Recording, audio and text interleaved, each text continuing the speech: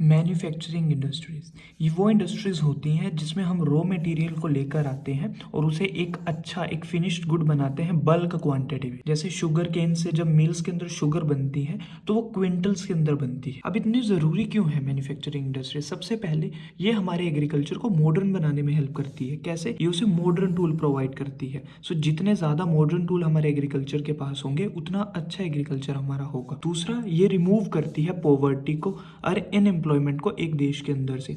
ये jobs provide करती है। जॉब्स आती हैं तो सैलरी मिलती है, सैलरी से गरीबी दूर होती है। ये फॉरेन एक्सचेंज, देखिए जितने भी कंट्रीज हैं हर कंट्री डॉलर के अंदर अपना ट्रेड करती है एक कंट्री से दूसरी कंट्री के साथ, और हम डॉलर को नॉर्मली खरीद नहीं सकते यूएसए से। तो हमारे पास एक तरीका बचता है, वो है एक कंट्री से दूसरी कंट्री को सामान बेचो और वो उसके बदले में आपको डॉलर्स दे। ठीक है, तो इससे हमारी कंट्री के अंदर फॉरेन एक्सचेंज बोलते हैं डॉलर को, वो आता है। इससे कंट्री प्रॉस्परस यानी अमीर बनती है। अगर हम रॉ मटेरियल डायरेक्टली बेचते हैं तो उससे हमें कम प्रॉफिट होता है, बट अगर हम उसको कुछ सामान बनाकर बेचते हैं तो हमें उससे ज्यादा प्रॉफिट होता है। अब मैन्युफैक्चरिंग इंडस्ट्रीज को हमेशा इंप्रूव करने की क्यों जरूरत पड़ती है? देखिए ग्लोबलाइजेशन बढ़ता जा रहा है, यानी एक कंट्री दूसरी कंट्री के साथ बिजनेस करती है। सो अगर हमारे प्रोडक्ट्स कमजोर पड़ेंगे तो दूसरी कंट्री के प्रोडक्ट्स आकर इंटरनेशनल मार्केट आकर हमारे प्रोडक्ट्स को गिरा देगा, और जिससे हमारी मैन्युफैक्चरिंग इंडस्ट्रीज को बहुत ज्यादा नुकसान झेलना पड़ेगा। अब हमने ये चीज देखी है, अभी एग्रीकल्चर और जो इंडस्ट्रीज है वो एक दूसरे के ऊपर डिपेंड है, वो हैंड इन हैंड चलती है। और ये क्वेश्चन भी बहुत बार पूछा जाता है। ये इसलिए क्योंकि इंडस्ट्रीज एग्रीकल्चर के ऊपर डिपेंड है रॉ मटेरियल के लिए, और एग्रीकल्चर इंडस्ट्रीज के ऊपर डिपेंड है मॉडर्न टूल्स के लिए। जैसे ये जितना ज्यादा रॉ मटेरियल होगा उतनी ज्यादा इंडस्ट्रीज अच्छी चलेंगी, और जितनी ज्यादा इंडस्ट्रीज अच्छी चलेंगी उतना ज्यादा एग्रीकल्चर को टूल्स मिलेगा। हमें इंडस्ट्री कहाँ पर लगानी चाहिए? जहां पर हमें रॉ मटेरियल मिले, जहां पर बेचने और खरीदने के लिए मार्केट हो, जहां पर काम करने के लिए लोग हों, जहां पर पैसा भी लगा सके लोग, और जहां पर अच्छी पावर, वाटर, ट्रांसपोर्टेशन सप्लाई हो। अब ये चीज अक्सर कही जाती है भी जहां इंडस्ट्रियलाइजेशन आएगी वहीं पर अर्बनाइजेशन आती है। ये सच है। इंडस्ट्रियलाइजेशन का मतलब है इंडस्ट्रीज लगाना, और अर्बनाइजेशन का मतलब है शहर बनाना। सो जहां जहां इंडस्ट्रीज लगती है वहां वहां पर शहर बनने शुरू हो जाते हैं, क्योंकि इंडस्ट्रीज आती हैं, पॉपुलेशन ज्यादा होती है, पॉपुलेशन के लिए फैसिलिटीज बनना शुरू होती हैं, तो उससे एक शहर डेवलप होता है। क्लासिफिकेशन ऑफ इंडस्ट्री, यानी इंडस्ट्रीज कितने टाइप की होती है? पहली होती है रॉ मटेरियल के बेसिस पर, मेन रोल के बेसिस पर, यानी वो सामान किसके लिए बनाती हैं। थर्ड है कैपिटल, यानी उनके पास पैसा कितना लगा है। फोर्थ है ओनरशिप, उन्हें चलाता कौन है। वेट ऑफ रॉ मटेरियल और फिनिश्ड गुड, यानी उनका जो रॉ मटेरियल है और जो वो सामान बनाते हैं वो कितना भारी है। सबसे पहले रॉ मटेरियल के बेसिस पर दो हैं।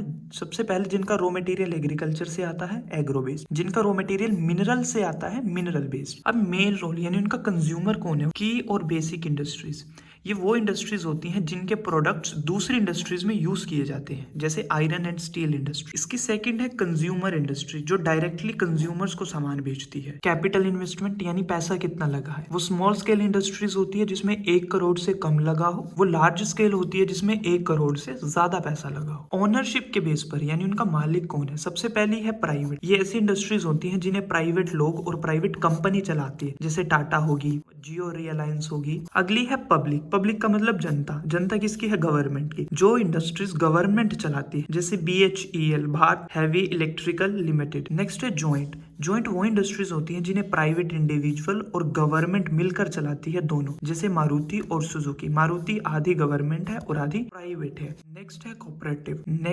कोऑपरेटिव। कोऑपरेटिव वो इंडस्ट्रीज होती हैं जिन्हें काफी ज्यादा लोग मिलकर चलाते हैं। उसके अंदर काम करने वाली लेबर, वर्कर, जो सामान बना रहे हैं, जो सामान उसके अंदर सप्लाई कर रहे हैं रॉ मटेरियल, वो। जैसे अमूल के 36 लाख को ओनर्स हैं। उसके अंदर फार्मर्स हैं जो मिल्क सप्लाई कर रहे हैं, प्रोड्यूसर हैं, फैक्ट्री के अंदर वर्कर है। सो ये सब, इसे बोलते हैं कोऑपरेटिव।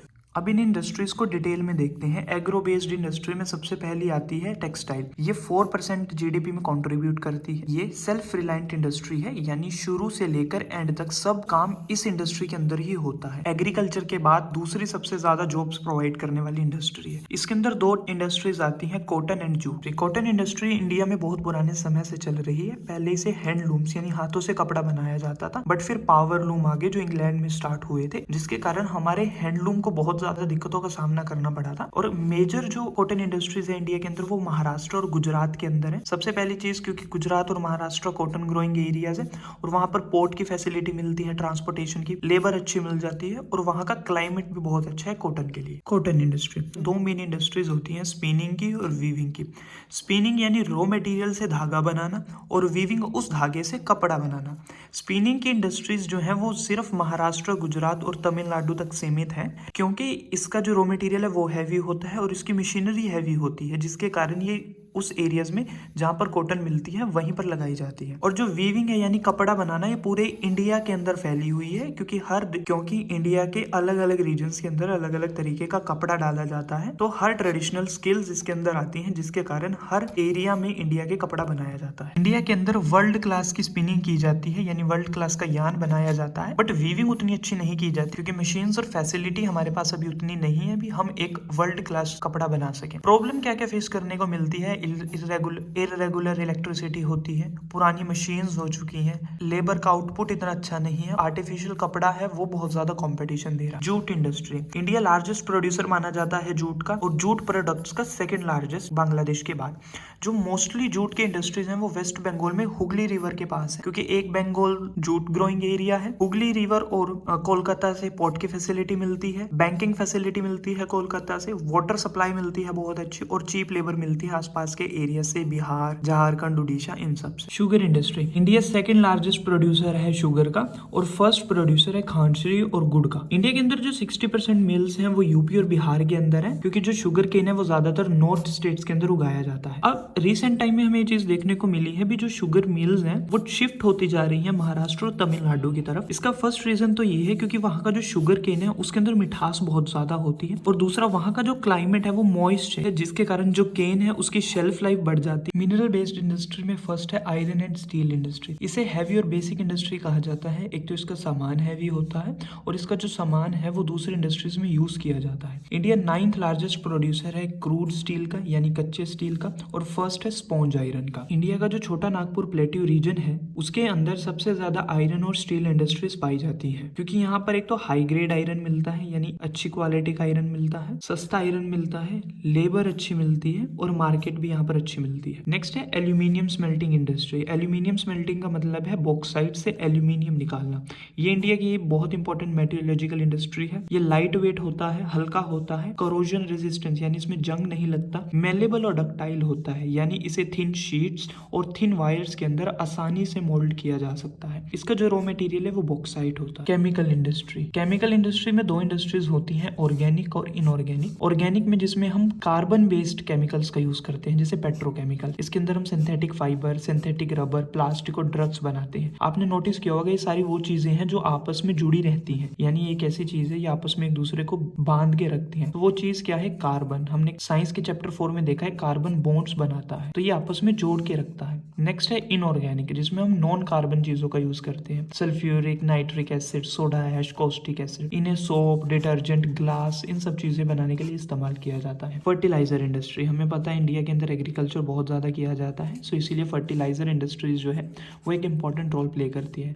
मेन फर्टिलाइजर हमारे इंडिया के अंदर एक तो नाइट्रोजनस बेस्ड और अमोनियम बेस्ड जो है फर्टिलाइजर बनाए जाते हैं, जिसे यूरिया और डीएपी। कॉम्प्लेक्स फर्टिलाइजर्स यानी कई केमिकल्स को मिक्स कर, जैसे एनपीके, नाइट्रोजन, फॉस्फेट और पोटाश। जो पोटाश है वो इंडिया के अंदर एंटायरली एक्सपोर्ट किया जाता है, इंडिया के पास कोई रिजर्व नहीं है पोटाश। जो मेजर इंडस्ट्रीज हैं वो गुजरात, तमिलनाडु, यूपी, केरला और पंजाब के अंदर है। सीमेंट इंडस्ट्री, हमें पता है सीमेंट बहुत इंपॉर्टेंट है कंस्ट्रक्शन के लिए। इसका जो रॉ मटेरियल होता है वो बहुत ज्यादा हैवी और बल्कि होता है। इसका रॉ मटेरियल होता है लाइमस्टोन। देखिए जो सीमेंट इंडस्ट्री है उसका मेन मार्केट गल्फ कंट्रीज है, सो इसीलिए वो ज्यादातर गुजरात के अंदर सिचुएटेड है। वहां पर पोर्ट फैसिलिटी बहुत अच्छी मिलती है और रॉ मटेरियल भी बहुत इजीली अवेलेबल है। नेक्स्ट है ऑटोमोबाइल। ऑटोमोबाइल व्हीकल प्रोवाइड करता है। रैपिड ग्रोथ इसकी देखी गई है 15 साल के अंदर, यानी बहुत तेजी से बढ़ा है। इसका मेन रीजन था फॉरेन डायरेक्ट इन्वेस्टमेंट, यानी फॉरेनर्स ने यहाँ पर इन्वेस्टमेंट करी, जिसके कारण यहाँ पर नई नई टेक्नोलॉजीज आई। इसकी जो मेन लोकेशन है दिल्ली, गुरुग्राम, मुंबई, पुणे, चेन्नई एक्सेट्रा। नेक्स्ट है इंफॉर्मेशन टेक्नोलॉजी एंड इलेक्ट्रिकल। इनके अंदर बहुत तरीके के प्रोडक्ट्स बनाए जाते हैं, टेलीफोन से लेकर कंप्यूटर से लेकर सैटेलाइट्स तक। इंडिया की बेंगलुरु को इलेक्ट्रॉनिक कैपिटल कहा जाता है और ये लार्जेस्ट एम्प्लॉयर है, यानी इसने सबसे ज्यादा जॉब्स प्रोवाइड करी है इंडिया के अंदर। उसमें से 30% जो है विमेन्स थे। हमने अब तक देखा मैन्युफैक्चरिंग इंडस्ट्रीज के पॉजिटिव पॉइंट्स, अब देखेंगे इसके नेगेटिव पॉइंट्स क्या हैं। इंडस्ट्रीज मेजरली 4 तरीके का पोल्यूशन करती हैं, एयर, वाटर, थर्मल, नॉइज। एक और है जो होता है लैंड। एयर पोल्यूशन क्या होता है, जब हम हार्मफुल गैसेस को इन्वायरमेंट के अंदर रिलीज कर देते हैं जिससे रेस्पिरेटरी डिसीजेस ह्यूमंस को और एनिमल्स को होते हैं। इससे हमारा एटमॉस्फेयर और प्लांट्स भी बहुत ज्यादा डैमेज होते हैं। नेक्स्ट है वाटर पोल्यूशन। वाटर पोल्यूशन कब होता है, जब इंडस्ट्रीज अपना वेस्ट, वाटर पोल्यूशन कब होता है जब इंडस्ट्रीज अपना वेस्ट बिना साफ किए उसे पानी के अंदर छोड़ देती हैं, डिस्चार्ज कर देती हैं। इसके जो मेन कारण है वाटर, इसके जो मेन सोर्स हैं जैसे पेपर,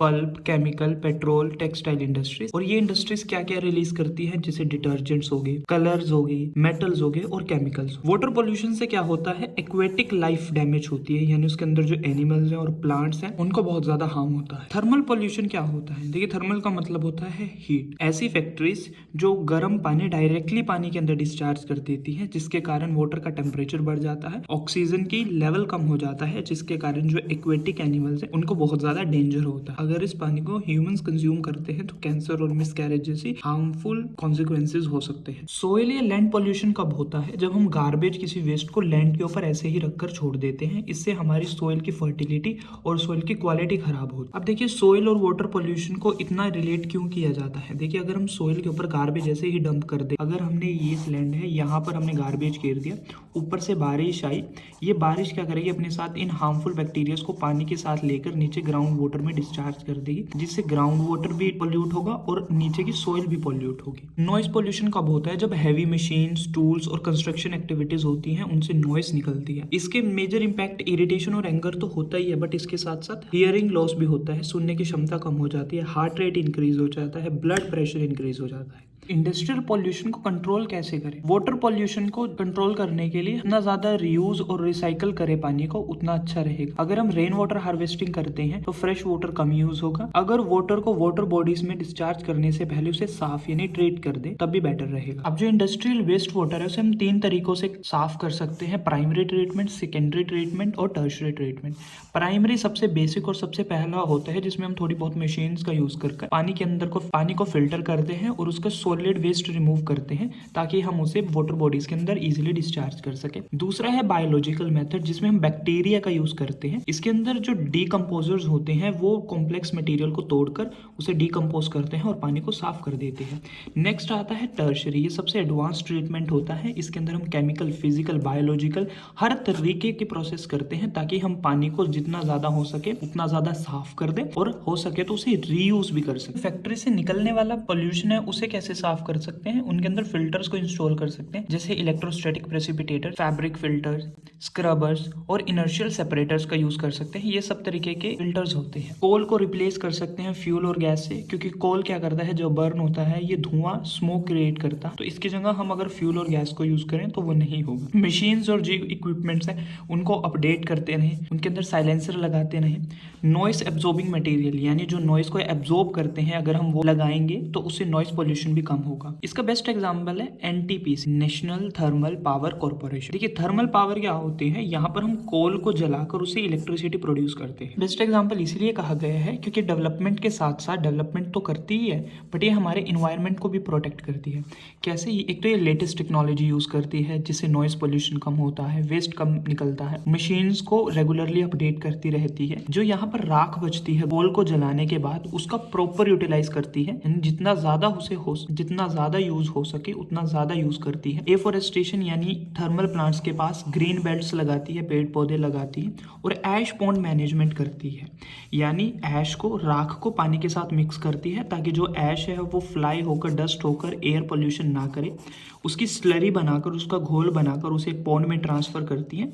वहां से जब पॉन्ड के अंदर ऐश नीचे कलेक्ट हो जाती है, ऊपर पानी रह जाता है, पानी को निकाल कर यूज कर लेती है और उस ऐश को इंडस्ट्रीज में भेज देती है यूटिलाइजेशन के लिए, जैसे सीमेंट इंडस्ट्री और chemical industry. So thank you so much guys, this was your manufacturing industries.